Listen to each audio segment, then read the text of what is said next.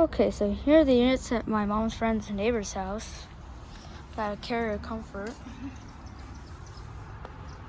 LG Scroll. Gentech motor.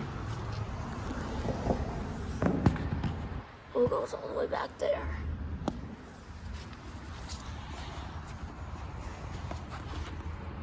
(2018) 3-ton. It's not been running. This place is empty, so obviously. Here's an American Standard. It's got a Climatev scroll, I think. Legion's 12. There actually used to be a York Olympian here. I don't know what happened to it. Probably that Carrier replaced it. And they wanted to like move the unit there or something. 4-ton, 2005. Guess out.